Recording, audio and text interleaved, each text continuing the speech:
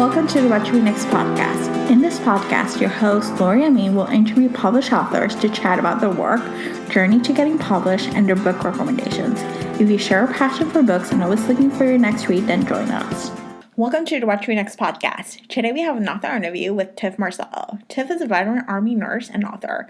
In her writing, she believes the strength of family, the endurance of friendship, heartfelt romance, and is inspired daily by her own military hero husband and 4 children. She is the author of The Key Happily Ever After and Journey to the Heart series.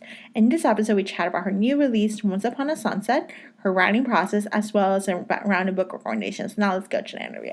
Hi, Tif. Hello. Thank you so much for having me. So happy to have you here. So welcome to the What to Read Next podcast. Yay! Tell us a little bit about yourself. Well, I always say I'm a reader first and foremost. I am a writer of romance and women's contemporary fiction. And I'm a mom. I'm a veteran. And I'm an Army spouse. So that's pretty much it. That encompasses all of me right there. Oh my gosh. That's amazing. So you're a veteran. What service did you do? I was in the Army. So I was an Army nurse. Yeah.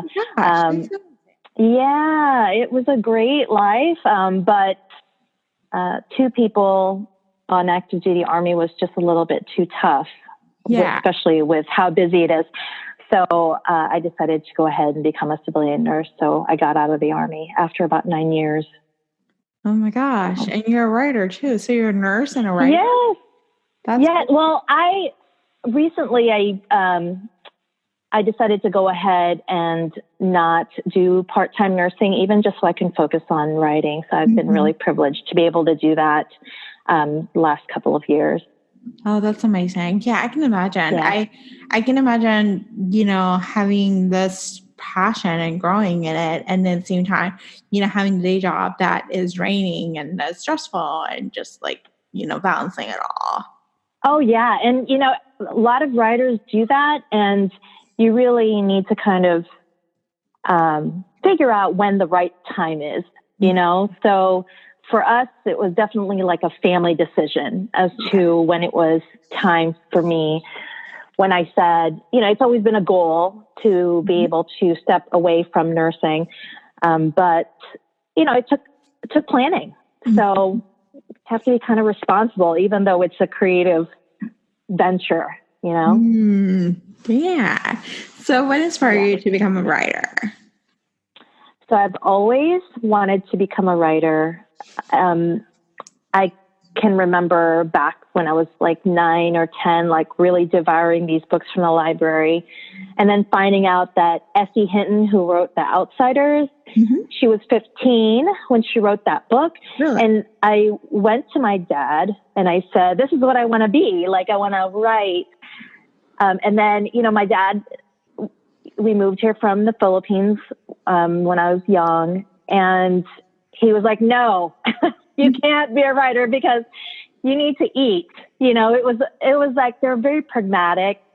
And he never said, don't be a writer. He just said, you've got to do something else, So I kind of put writing aside in terms of my career, my educational goals, as I got through high school, although I still had such an amazing time in my English classes and in my writing classes. I chose nursing and loved that thoroughly. And when my 4th baby was born, really decided, okay, I need to do something about this, because by then I was blogging for many years and I was writing short stories and I was writing I was freelancing a little bit with some magazine, and I said, why don't we go ahead and do that? And so I did. And that was it took 5 years of querying, 2 YA books.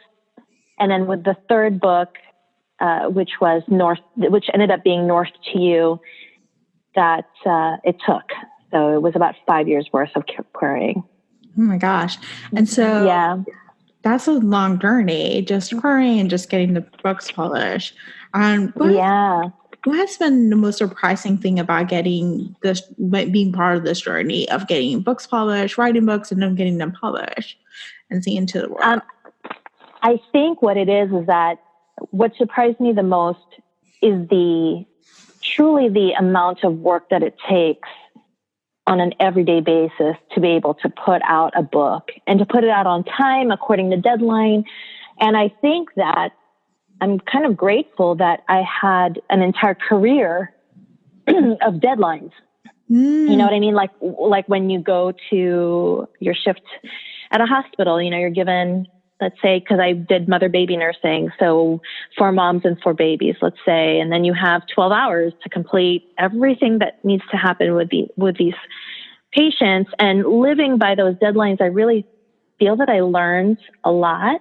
Mm-hmm. So when it came time to doing admin that is necessary to put out a book and or writing to meet my deadlines, I feel like I'm super prepared. But it surprised me that I would put so much of my past life, right, into my current life, even as an Army nurse where, there's formations and, wearing your uniform correctly. And, there are things that you had to do, and you had to do the right way, the right time. You have to get there on time. These real concrete things that I was able to apply towards my creative life. Yeah. That's really fascinating. I love the idea of because there's so much structure and there's so much admin and other tasks related to writing. Right. It's not just you may do some research, you may do some of this, you may do some of that, and that you kind of create some structure. You kind of have to create a work life, and then you get deadlines and all the different things. So it is important. It's great that you had that previous experience that allow you to just replicate it to this new life. Right. And I think what it is too is that I kind of learned that you might not do everything, right the first time. There's so many lessons that I learned as a young soldier, as a young nurse, that I like when something happens, let's say I'm really cracking down on this deadline, I really am able to go into that toolbox to say, okay, you've done this before, you've done night shifts, 4 nights in a row, these little things that I tell myself, okay, this is hard, but you've done this before and you're going to get through it. It's kind of that same talk I give myself. Yeah. Yeah, I love it. So let's start with writing. Do you follow an outline or do you see where the story leads you? I actually write a synopsis and I go by that synopsis. Okay. I don't outline all the way because I feel like I need a little bit of wiggle room. But when I write a synopsis, it hits all the plot points and it brings out the motivations of those characters. So the thing about querying for almost 5 years is that I've written a lot of queries. And, queries are pretty much a one-page synopsis, right? Not a synopsis, but a one-page pitch of your book. And then within that 250 words, you have to be able to kind of give the gist of the plot as well as why is this character so important, And I think that writing that and then being able to write a synopsis, I'm able to keep on track. And if I can't write a synopsis, it means it's not ready for me to pitch, So right now I'm working on proposals for future books. Okay. And if I can't put it into a pitch or a synopsis, then that means that I haven't thought about it enough. I have to go back to the drawing board and look at my notes and say, okay, what am I missing in this synopsis or what am I missing in this pitch? Yeah. Yeah, that's really fascinating. I think it's a really interesting way to look at it, to see how you're going to market, how you're going to sell the book, Well, yeah, and I think what it is too is that I I also, it helps me understand it before I jump in. I am not I give it up to pantsers everywhere. I'm a little bit too frightened to pants, you know, but folks are just so amazing to be able to do that. I think that definitely everybody has their way, and mine is to kind of know where I'm going and, but have enough room where I can kind of wiggle through and have my characters do something silly in between. Yeah, I like it. So how do you organize yourself as a writer? How do you keep track of ideas, inspirations, characters, or any type of things within your writing? So I have, I'm a paper planner. Okay. So in terms of planning my time, I have one big planner that plans all my time. In terms of my ideas, like my list of ideas, I have an app called Trello. And Trello is like a vision, for me, is like a visual chart. So I have a list on the left-hand side of all the ideas I have, and then on the top are timelines. And what I do is I kind of move these cards across where they are in the process. In terms of plotting, for every idea, I have a different journal, a different notebook, and that's how I keep them separately. Oh, that's really interesting. I love Trello. That seems like Trello is it's really neat. And the thing is with Trello is like, it's like your little notebook, because you know how they say you should always carry a notebook in your purse, and now that we have our phones, right? Trello is great because I log into the app, and then, you know, something will inspire me, and I will go on Trello, and then I'll make a flashcard for that specific, like, one-liner and to put in my list. And then when it's time, you know, there's no greater distraction when writing a book than to think about another book. You know what I mean? So, like right now I'm editing my 2021 book, and then like all I can think about is my proposal. But Trello is a great way where you can get on and you can look at your list and you can just kind of glean the energy from it. And then as I continue with my projects, I move them down the line, like draft or proposal or edits or whatever. So that's really neat. I've tried a little bit of Trello, like for a few projects, and it's something that I'm looking forward to trying it a little bit more consistent. So you're just inspiring me to do it. Yay! This is exciting. So, do you share your work along the way, or do you wait till it's completed for others to read? So I'm really lucky that my editor is a true developmental editor. So she's been my editor from the very beginning, for my first book, and she's just amazing because she'll work through the books with me. So I trust her knowledge. So she is such a great, she's such a great, I'm not a critique partner because I don't critique any of her stuff, but she gives such great advice. And what I do is that I don't show anybody anything until I've really cleaned it up. So we're probably at the 4th edit, maybe, or the 5th edit. And that's when I'll show it to readers. So I have both author readers as well as non-author readers. And they can they're able to give me their opinions, you know, and I even have, I guess, a couple of my author readers are also like my sensitivity readers for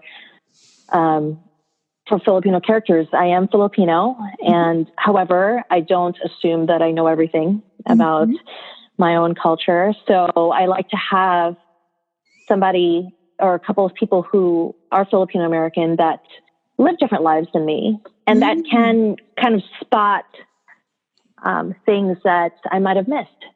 So, but I don't like to have them see it until my sentences are like clear. It's like, so that way they can focus on like the content versus like, Tif, you totally forgot to put you stop mid-sentence. You know what I mean? I don't want them to focus on that. So, yeah. So let's talk about your Filipino, because you do infuse the Filipino culture within your books, which I love. That's actually something that inspires me to draw, especially Once Upon a Sunset. Awesome. What inspired you to share so much of your culture and share so much of your voice within your books? Well, I really wanted to write from an authentic space, I think, and I grew up reading some Asian American literature, but not as much as I probably should have. Yeah. And I don't want to say that they weren't out there, because maybe I just didn't look hard enough. Do you know what I mean? But I really wanted to make sure there was more. I wanted to be able to put my stories out there as part of what's already out there. So that the library can be built for the Filipino American culture, so that the monolith can be crushed. I just feel like, while there are lots of Filipino American books out there, I think that there needs to be more. And I would like to bring in some of the joy that I've had growing up with my family through my books. It's important to me, and not to say that my entire lineup is always going to be about a Filipino American. At the same time, folks are authors of color. I specifically, as an author of color, don't also want to be pigeonholed in saying that these are the only characters I want to write, right?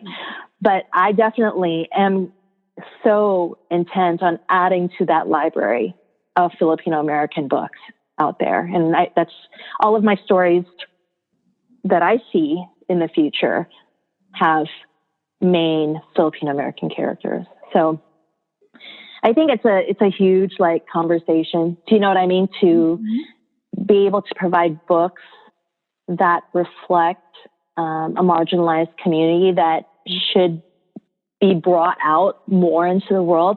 But at the same time, you want to have, or I want to have, the flexibility to write anybody, just like anybody else does.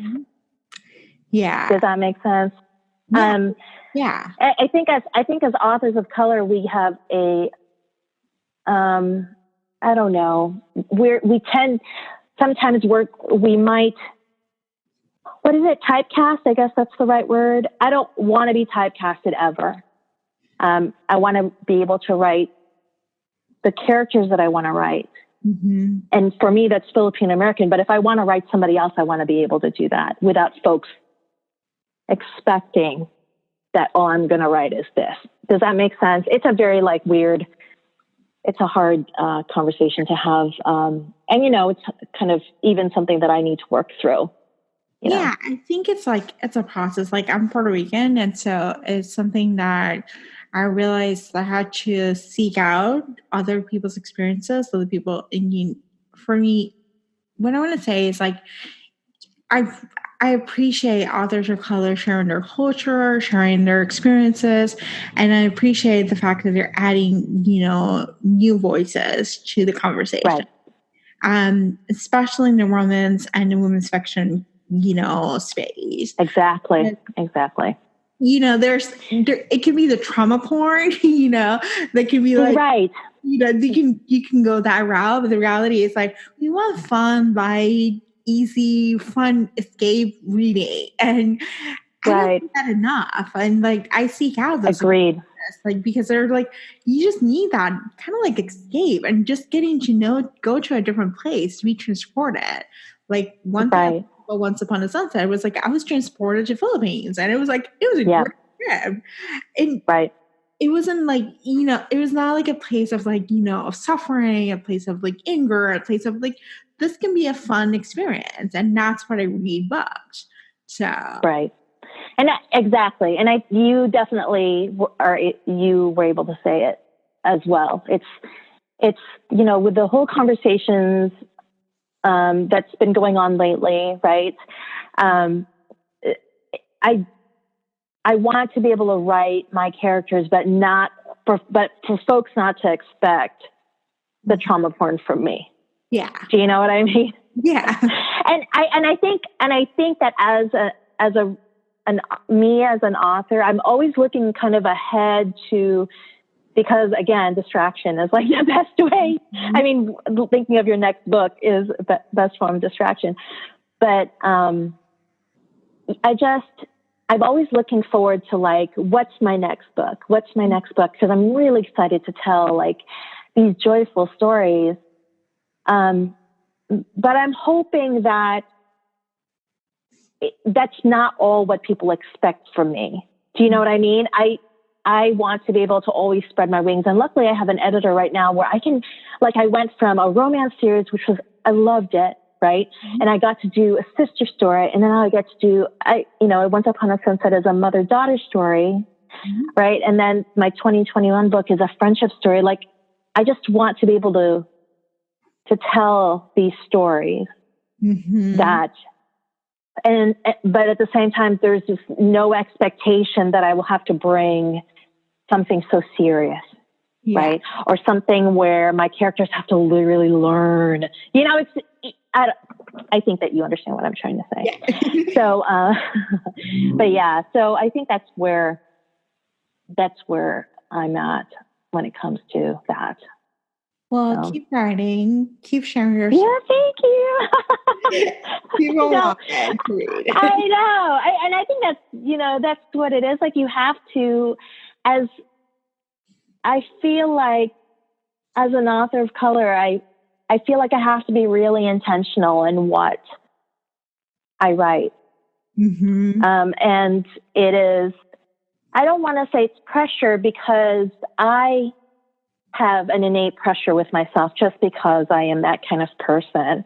Mm-hmm. But I know that I am fully intentional in the things that I write. And if at a point in my life, I just want to be not intentional, I want to be able to be that.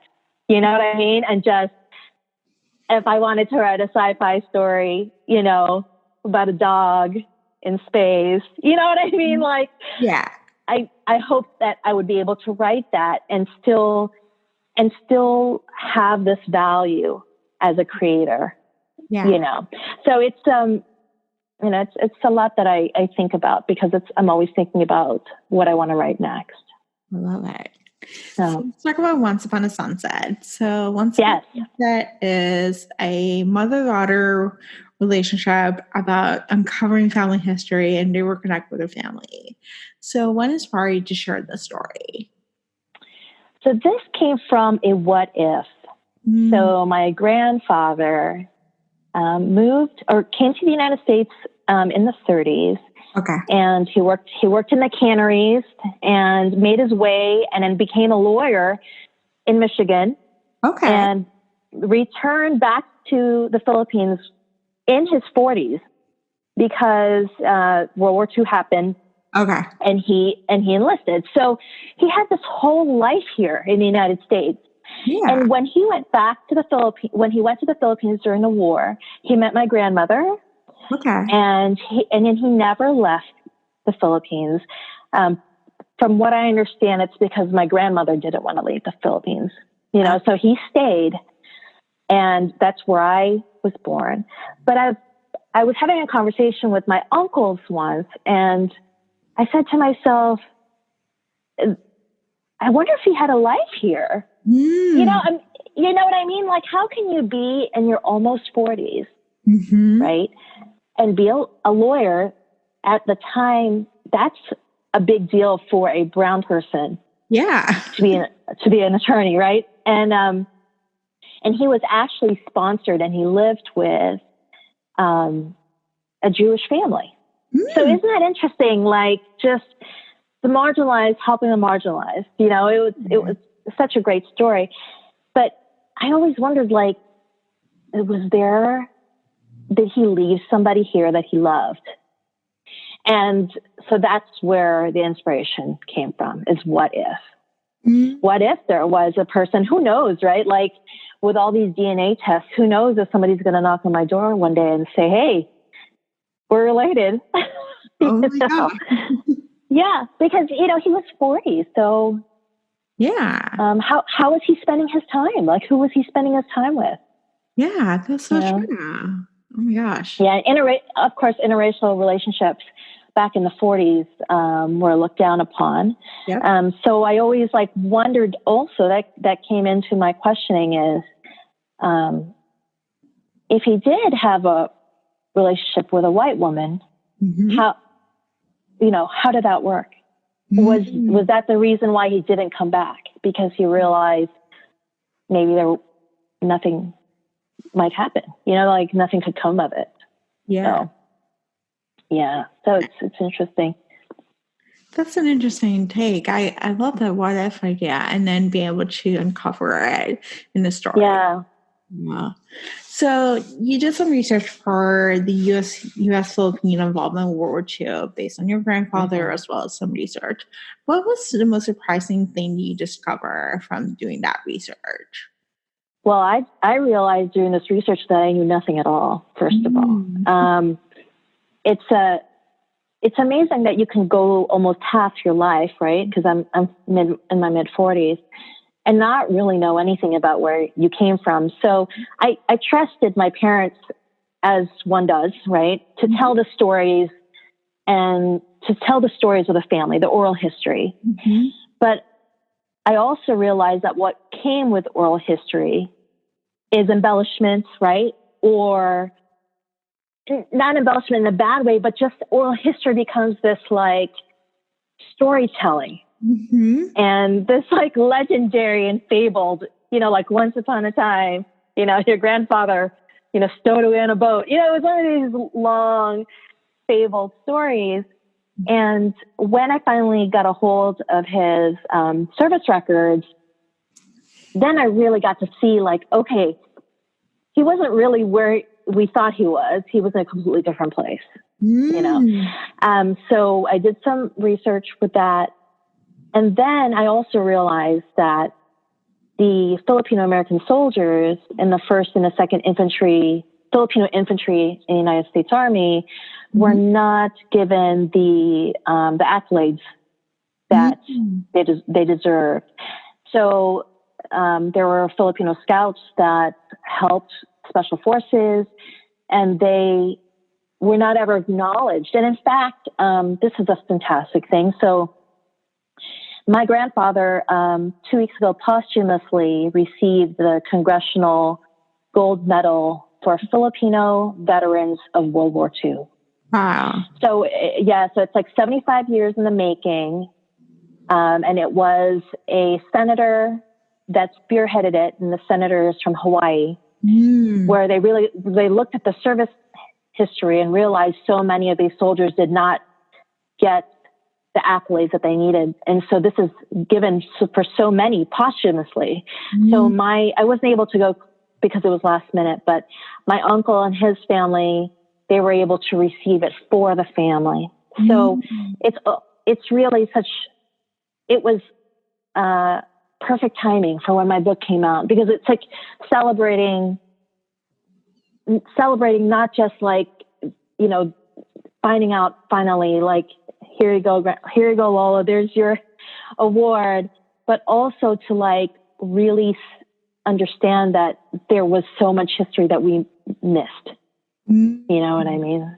Yeah. Yeah, I thought it was really powerful. I studied World War II in college, and I had no idea about the Filipino involvement, none whatsoever. And oh my gosh, yeah. And I was like, I know. What happened? This history it's not been told. And it's so powerful. That's why I love reading about books, because I learned something new, but it was just this is a powerful history I know nothing about. And just and well, they didn't teach it. I mean, luckily now in California, at least, so my cousin actually teaches Tagalog or Filipino. So first of all, like California is just like amazing, right? So they've incorporated, some schools have incorporated some Filipino American history in there. Oh, that's and right. then my cousin teaches the language. But I didn't grow up with that. And then to boot, I am not the greatest at history. Like I love to write, and I was really great in science. But history was never really my strong point, probably because, quite honestly, it was hard for me to connect where I lived, right? Because I was an immigrant. Like it was hard, you know, I was having a hard time trying to find myself in this whole big scheme of the world growing up. And so to be able to research it on my own, I think probably took me half the time of took half my writing time. And it was because I was riveted. And I was like, oh my gosh, I know nothing. So I had to go I had to go to basic history. Do you know what I mean? And say, okay, where was the first Filipino infantry at this time? And then go from there. And then with my grandfather's records and really so this is not a biography at all, nor is it based on a true story, but I really wanted to follow the first Filipino infantry to kind of see where they went. You know, it's neat. Yeah, it's so neat.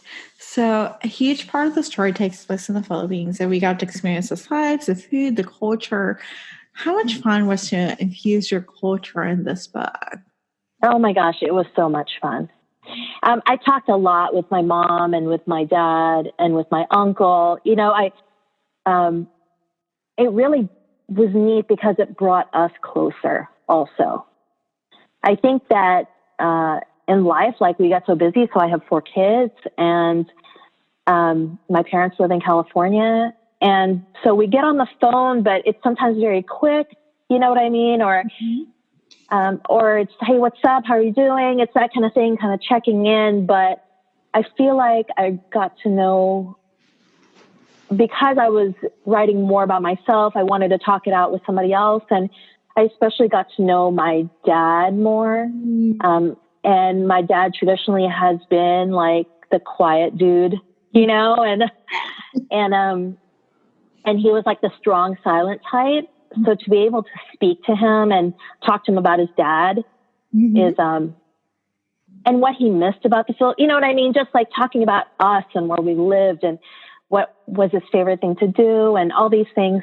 It was really, it connected me back. So it was such a wonderful book to write. And I was telling I write it all the time. Like I always say thank you to my editor, but I'm like, thank you so much for letting me write this book, you know, and being able to, and allowing me to be able to bring this into the world, because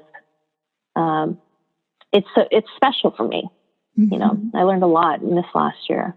Yeah, it was amazing. I personally wanted to just visit the Philippines. I have a coworker who goes to the Philippines every year, and oh my gosh, like she raves about it. She gets her hair done. Yes. Different families. She does like the whole outings and everything. And so this book that I'm going to share with her, I'm like, you need to read this because like, you get another Philippine experience here. So. Yeah, it's neat. It's really, really neat. And you know, it's been tough for me to go back because we were in the Army. I was in the Army for a while, and then I had babies like one after another. Oh my gosh. So it's only really now that I can take off, and then my husband's always gone. It's a very like, you know, it's a precarious timing, I guess. Yeah. You know, when it comes to military families. Yeah. So one of these days I need to go back. Like the last time I went back was when I was 16. So it's changed a lot, but my memories are so strong. And that was when my grandfather was still alive. So I feel like I got the last bit of him before he passed away, because he passed away soon thereafter, probably like, you know, a few years thereafter. And I was able to see him when he was still pretty lucid. So, That's yeah. wonderful. All right, so let's talk about Diana and Margot. So Diana's first. Diana, at the beginning of the book, faces a tough choice that could cost her job. Basically, Yeah. Something, a choice between having a patient who cannot pay go into the VIP room, and then Right. having the VIP person be like, I should be using the room. I think why was it important to showcase the inequities within healthcare? Yeah. And the whole process, because it was powerful. Like it's a relatable topic in the story. Well, I really have strong feelings about healthcare. So I've worked in healthcare and I've had babies. So like I really believe that every baby should be able to come into this world as safely as possible. Mm-hmm.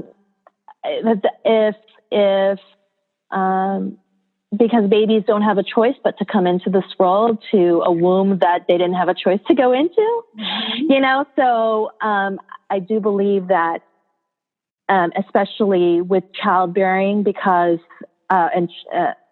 in labor and delivery, where it's not always safe as most people might think it is. It takes I always say it takes a million different little things to make this one baby come out. It has to all go right. So it has to all go right, and it's beautiful and it's perfect. And then one thing will go wrong and it's a hell in the handbasket. Right. So in my opinion, like every child should be able to come in to a safe place. And I don't think that money has to have money. I don't think money should have say in that. So in that case, I do believe that every woman should have prenatal care covered. I do believe that they should have, prenatal care, preventive medicine, all these things that allow for a baby to come into this world as safe as possible. And that's to include being able to keep the mother in the hospital, treat her well, and as well as the follow-up after. So that includes, make sure the baby's eating, make sure the baby has diapers, So it's, I could talk about healthcare for like a million years, but I think for this book, for me, it's about how people start in life. Yeah. And how people start in life is through this process of bringing the baby into a world. Yeah. And because a lot of this book is about start in life, and that's why, Margot ended up all the way in Virginia, right? Is because her mother had to go across to be able to give her a good start in life. So, for me, with all the talk about babies and healthcare, for me, really, a child should have a good start in their life, and that means taking care of their mom. So that's where I stand. Yeah, I thought it was really powerful. Like I thought it was like something that you just assume, like. It's like something you assume like it doesn't happen, and you really say like, of course it's going to happen. Of course, hospitals are money makers. They're looking for it. Yeah. And, they're major. It's major money makers, major money makers down to the Tylenol or down to the Motrin that's being given. So I've been lucky. Like I've had all of my babies in military healthcare, and military healthcare is, it's not perfect, but when you come into military healthcare, everybody's in the military.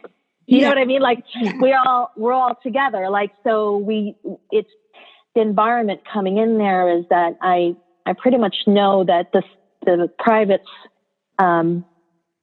spouse, the private's, or that active duty person that's pregnant and laboring in the room next to me, we're getting the same thing. Yeah. Like they're not being left, or I'm not given extra ice chips. It's just, it's, you know what I mean? It's like, okay, baby's here, mom's here, let's go. I worked in labor and delivery. So, there wasn't this, whoa, let's give them extra. No, there's really no such thing. So I come from that point of view, that the best way to start is great prenatal care. And it doesn't end at the hospital. It continues on when they go home with the follow-ups, with feeding the child, and clothing the child. So yeah. No problem. But yeah, it for me, because also I'm trying to write these books that are joyful too. So I remember my drafts, like really getting into my my stance on it. Do you know what I mean? Like, and then towards the later drafts, I was like, okay, I can pull back a little bit. Okay. You know what I mean? Like, I just had to get it out there. You know what I mean? Like, put it all on the page, and then as the drafts go, then I'm able to kind of balance, like, okay, what is really the point of this chapter, and how does that contribute to the happy ending? You know, that kind of thing. So then I kind of like pull back or add more. So, but yeah, it was the same thing with the history. Like, my first draft was like so much history in it. And there's only really glimpses of World War II in there. It's not like full on historical fiction. So I put in so much, and then I had to like take it all out. Because I'm like, this is not historical fiction. This is romantic women's fiction. Happy ending. Like, yes. Happy ending. Exactly. Oh my gosh. So let's talk about Margot. So Margot's an interesting character. She's the mother of Diana, but she's also a social media influencer. She has friends. And I absolutely adore that. The fact that she's like known for her outfits, and like she's like, all she wants is her daughter's approval. She's like, I just want my daughter to like my pictures, That was like so fitting in today's society. I love it. I mean, it's so neat because I went on Instagram actually and went to look at these women in the winter of their lives as influencers. And there are quite a few. Really? Oh yes. And they are fabulous. Yes. And I just thought that was amazing, because I think that when, I'm mid 40s, and I feel like I'm just coming into my prime. Like probably because my kids are older, right? So I went through my 30s where I was just like, oh my God, I'm tired. Like, I can't handle this anymore. Like, I could barely get out of bed. Like, I was exhausted. But like, I'm in my mid 40s, and I feel like I'm just getting started. And so I was like, man, how am I going to feel when I'm in my 50s, when I'm in my 60s? And I really wanted Margot to have this second chance. You know what I mean? And it was important to me because it's important to me to see like somebody who's older to be able to regain that freedom and that youth, So it was fun writing her. She was great in her outfit. Like, she just came alive for me. Diana came first, but Margot was like clawing her way through, like, pay attention to me, kind of thing. Oh, so, yeah. Yeah, I absolutely adore Margot. I love her journey from like not wanting to reconnect her family and then reconnecting her family and like just growing. Like, it was like, it's like growing, in your 50s and 60s, you don't think that growth happens. And that's where in Margot's journey just proves it wrong. Like, growth happens at any stage of your life. And it's like, yeah. Thank you. So this is a selfish question, but I read the Happily Ever After. And the story makes a cameo in Once Upon a Sunset. Yes. What did the sisters up to? Oh my gosh, I miss them so much. I mean, I pitched for a book for Jane, who is the middle sister. Yeah. And that wasn't approved. Okay. But I still think of them all the time. And in this book coming up in 2021, there's also going to be a little bit of cameo there as well. Oh, yay. Yeah, I like to put, and then you'll see like some of in Key to Happily Ever After and Once Upon a Sunset, as well as this upcoming book, In a Book Club Far Away. You'll also see some glimpses of some of my characters and or things from my romance series too. So like, I can't let go, like I feel like I'm writing standalones, but they're connected with like one thing, but it makes me feel so happy to know that they're still existing somewhere out there in the world. These sisters are still like dealing with shenanigans. And I feel like they're like really coming out of their shell as a business. And I feel like, relationships have moved on. I would love to write about Jane and then cameo all the two other sisters. And I mean, maybe one day I'll write it and like EPUB it. You know what I mean? Yeah. And, because I miss them. They were great. They were great. I mean, they were great company to me as well. I really feel like sometimes these characters come alive for me. So, I miss them because they're hilarious. Mm-hmm. They were hilarious. They were just like a great family just to be around. Yeah. It felt like so like welcoming.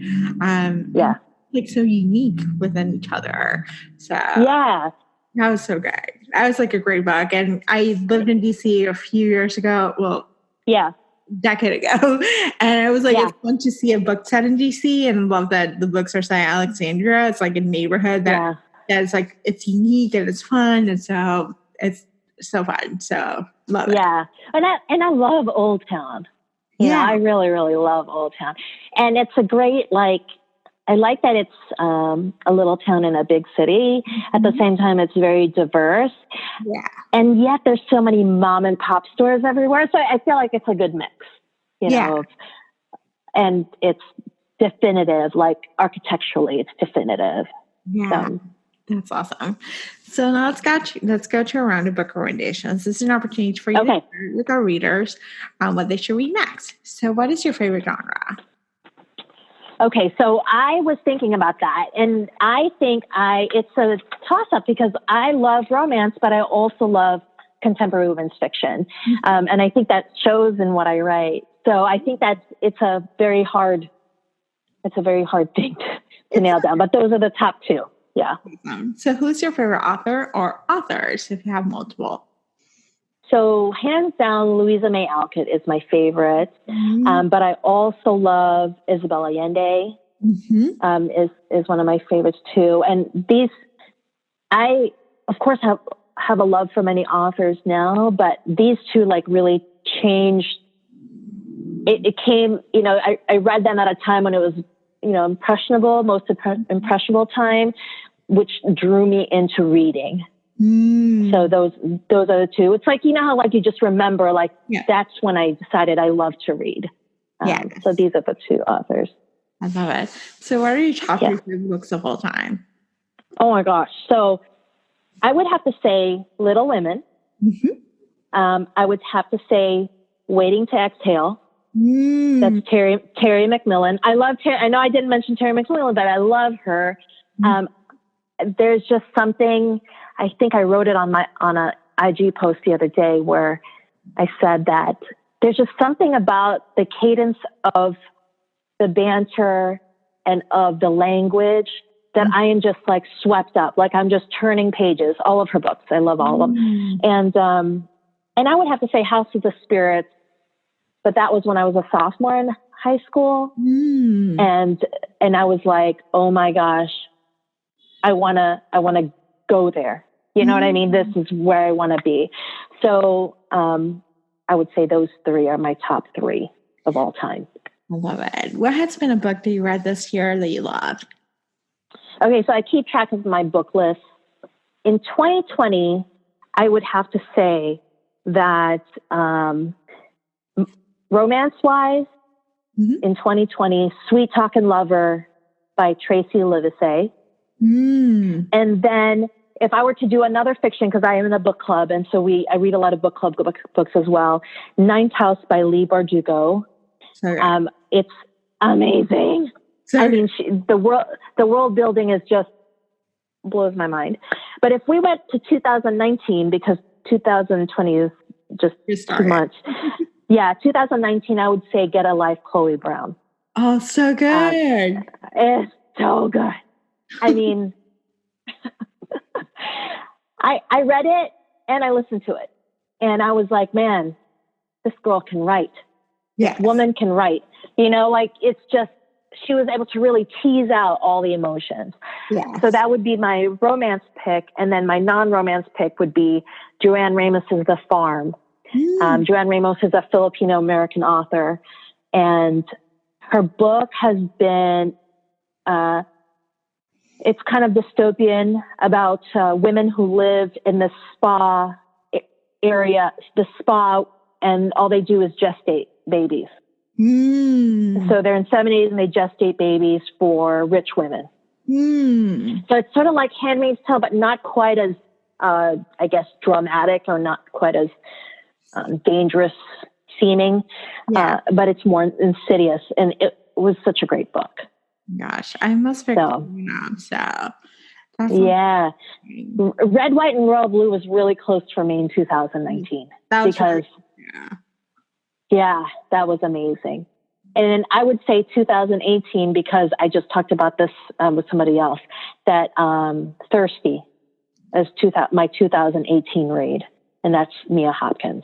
Okay, so I'm gonna pick that one up because it's been mentioned this podcast about 4 different times. So I think I'm gonna pick Thirsty up like tonight. So that will be my You might not sleep because it was so good. Like Thirsty, I read it in 24 hours. Like I even was reading while I was cooking dinner, and then like I burnt the green beans. I was like, oh my gosh! I even like tweeted Mia Hopkins. I'm like, dude, I burnt my dinner. Oh my gosh. Because I was reading your book because I really wasn't paying attention. It was so good. So those are the three. But Get a Life, Chloe Brown last year was just so good. Amazing. Yeah, it was just so good. It was so satisfying and so authentic and just wonderful. And then Sweet Talkin' Lover for this year so far, Tracy Livesey reminds me of Terry McMillan. The banter, the back and forth, the she throws in a serious topic, but can wind it into a conversation that can be funny, but then the characters understand how serious it is. It takes so much talent to do that, you know, because you're writing romance. And it's not edgy romance, you know, it's a contemporary romance, it's small town romance. And to be able to put in some serious notes in there, but then not detract, not fall off the rails, that's talent to me. It's something that I always strive for, you know what I mean? Because I don't want to go off the rails and be all very serious. You know, so in my writing anyway, I read a lot of serious books, but in my own writing, like I want to write what comes out of me is more joyful stuff, but sometimes I'm like, let's pull it back on the tracks. You know? Anywho, but yes. Yay. These are awesome. So tell us where we can find you online. So I'm Tif Marcelo everywhere. Twitter, Instagram, and Facebook page. So I'm most active on my Instagram, Facebook page every once in a while, and Twitter only in the morning. Okay. For 5 a.m. Writers Club, but that's it. I'm trying to be good. I'm trying to write more versus, you know, I'm trying to manage my time. It's a daily endeavor to be a good girl and manage my time. I hear ya. So thank you, Tif, for being on the show. Thank you. Thank you so much for having me and for chatting about everything. Yeah.